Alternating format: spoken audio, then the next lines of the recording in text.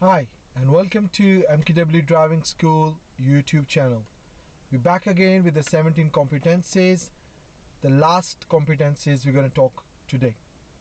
First, lesson planning, risk management, teaching learning strategy. Now we are 17 competencies complete today. So we are using the last one. So I'm going to read first. At the end of the session, was the pupil encouraged to reflect on their own performance?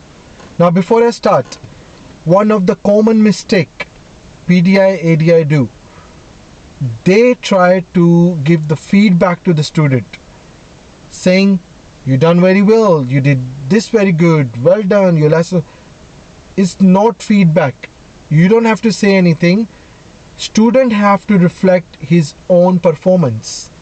So your duty is to encourage him so he can reflect his own performance, not feedback. So do not confuse this with the feedback. Examiner is not interested that you tell student what he did good or bad. Student should reflect his own performance, what he did good and bad in the session or during the session. Okay, so you can pick up the future work to work on with them. So I'm going to read now.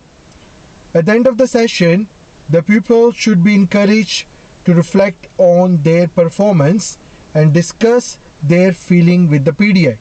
So that means, first of all, some people are not shy. So they will be straight away.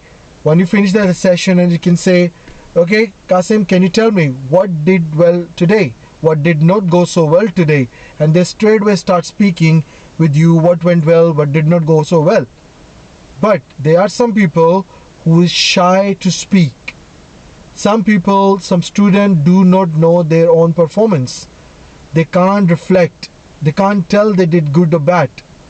This is why you should give them a timely feedback during the session so they know at the end what they should say. So if you never give the timely feedback to the student during the session, then on the end of the session they cannot reflect their true performance. So some people are shy. So when people are shy, then it's your duty to encourage them to speak so they can reflect their own performance. So that is why encouragement word comes. Let them express their own feelings, good and bad. Let them laugh on their own performance. Let them have they say, I know I did not did very well. It's okay. Tell me what did not go so well? Oh, because of this. Okay, and what was a good positive part? I think I improved. Let them have their expressions. But until you did not create the good atmosphere, environment in the car for learning take place, like teaching style learning suit with the suitable learning style of the student, then they will not reflect them. Okay. So PDI should encourage honest self-appraisal and use client-centered technique to highlight areas that need development if the pupil has not recognized them themselves. So as I said, students sometimes do not know he did good well or not, or sometimes he don't know he did wrong. But if you give the timely feedback to the student, he should know what he did good, what he did not good. Also, maybe there is a time where the students say, I think I've done very good. I think I'm 10 by 10. I did 100% right. I don't think I've done no mistake at all. That is not called as a honest appraisal or true reflection.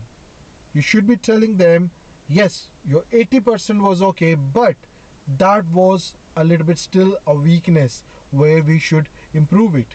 Do you agree with me? Are you happy to continue with that improvement next time? So that is called true, honest opinion from your side. It also called as a true, honest feedback. Let's say you was doing the scaling in the start of the session and say, what you scale yourself now, 0 is lowest, 10 is high. Oh, I'm 5. What you want to achieve? Maybe 7. And now you're asking them, what do you say? I'm 10 by 10. And you know it's not 10 by 10. Then you should tell them honest that is not 10 by 10, but you are definitely 7 or 8. There's a room for learning which we should do in the session next time.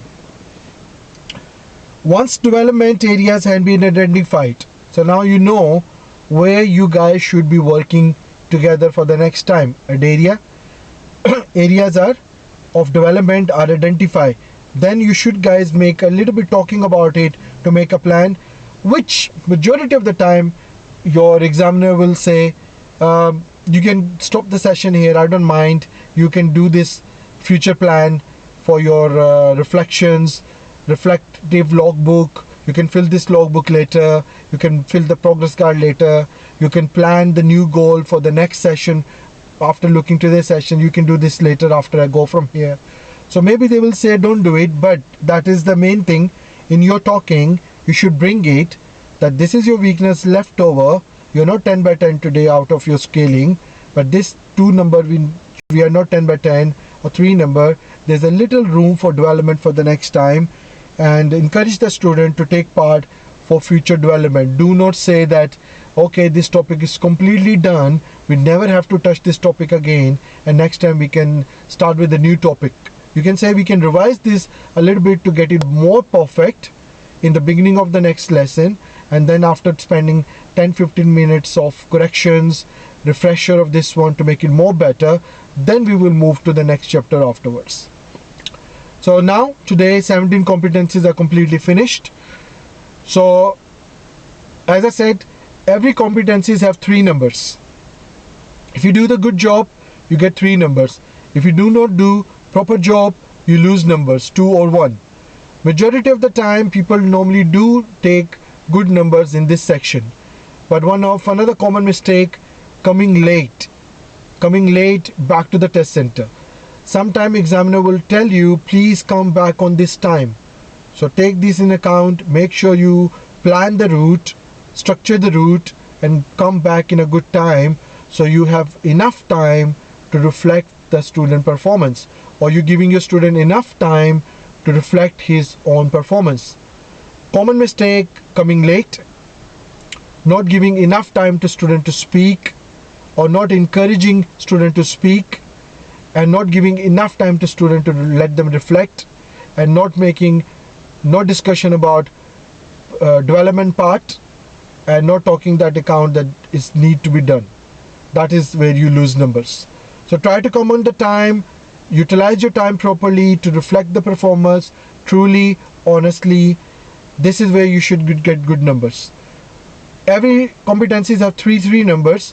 So like where you spend good time taking the training or practicing of the route area, goal and need, and lesson plan, adopting, risk management, take this same importance and know how to talk in the last. Good thing your car is stopped. Don't need to worry about surrounding and people actions. See the body language and let them talk more.